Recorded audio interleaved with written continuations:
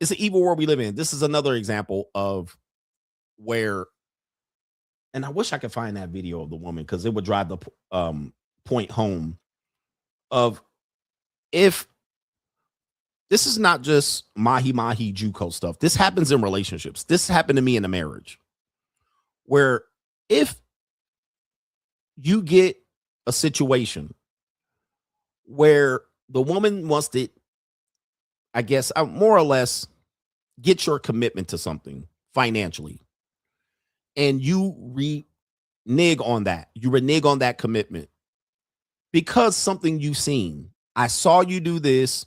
You violated my terms and conditions. You violated my trust, or you no longer love me, and you pull that financial commitment back. Most of the time, women will say, that's not fair. You need to continue with that financial commitment. This happens in marriage, divorce, alimony, child support, paper, any across the board. Okay. Junior college, anything, same thing. Dating has this dynamic. You should take me out on a date and you should pay, but I don't owe you anything. And then when she doesn't give you anything, you say, you kind of owe me. She says, nah, man, you need to continue to invest and commit.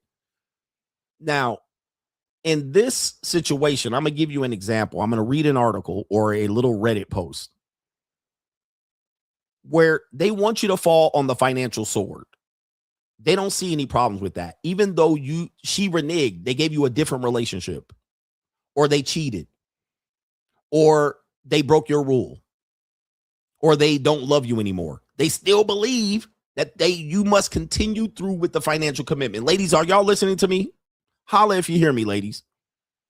This is kind of how they think. Now, this is a thing. I'm going to read this post, and this is going to give you an example of it, because in their mind, you have money tree, right? The money grows on trees. You don't need it. They can use it more than you. I'm going to read this, but I'm going to take it off the screen. But you see what I'm reading from. So it looks kind of like a Reddit post, but this does prove what I'm talking about. So this article says, or this little post says, my husband has been in my daughter's life since she was 7. She is now 28. So this is a stepdad. She has always had a good relationship with my husband, even calling him dad. A few months ago, her real father got out of prison and immediately got in contact with her. My husband was instantly jealous. All right. So you see what happens there. They're going to call you insecure, controlling, jealous, any one of these gaslighting terms to say that you're emotionally not reacting positively to this, right? And that you're making this because you've been hurt and traumatized, you're jealous, and this is gaslighting. So the husband got jealous, stepdad got jealous of the daughter's real father getting out of prison. Now, she stopped calling the stepdad dad. She stopped calling his phone. Remember, she's 28 years old, and started calling him by his first name. My husband, stepdad, started focusing on our other children and wouldn't even ask about her anymore. Okay, so I'm a stepdad, but we already have 2 kids. All right, I'm going to just focus on my kids with you. Your kids with that man, obviously, she wants a relationship with him. I'm going to pull back. Now that she's not calling me dad no more, we don't have that type of relationship. She's 28 years old. She a grown-ass woman. I don't need her no more. I'm writing her off. I get nothing back from her anyway. I fell on the financial sword. I already lost in this investment. It is what it is. Okay. It says right here, my husband started focusing on our other kids and wouldn't even ask about her anymore. Why should he? Here it comes. We were supposed to co-sign on a car for her, but he backed out and mentioned to let her real dad pay for it. Let's go. Yes. Now that is the right move. However, there's always consequences to actions. Now, there it is right there. Because he was going to fall on the financial sword. They were in this situation where, remember that old white woman said, I felt used? Well, this is how men feel. Because the relationship changed, she doesn't see a need for him to renege on the financial commitment. He should still go through it. He should still go through with it. What's wrong with him? But the problem is the woman made the choice. I've dealt with that where a woman will be like, well, I'm going to date other dudes. And I'm like, okay, I'm going to stop doing this. Or, I mean, there's a situation where, and then what happens is she thinks she's just going to run off and I'm going to still make the financial commitment. And then I stop making a financial commitment and she comes back and says, what are you doing? You're supposed to take care of this. Now, this happened in a marriage when I was getting divorced. She wanted to do what she wanted to do and be independent. So I said, okay, I'm going to stop paying for X, Y, and Z. And she was like, wait, aren't you going to keep paying for this? No. This happens no matter what form of relationships you have. And most of it is when you are in a financial commitment to them. So child support, alimony, all right, rent payment, split rent, whatever it is, they still think that the relationship, she can change the relationship with you. She can violate your boundaries, but you're still going to pay. It is mind boggling. I can't control it. All I can do is protect myself against it. Okay. Case. Yeah.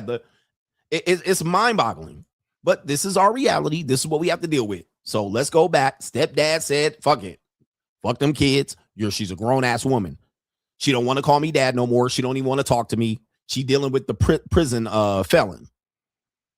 And she says we were supposed to co-sign on her car for her, but he backed out and mentioned to let her real dad pay for it.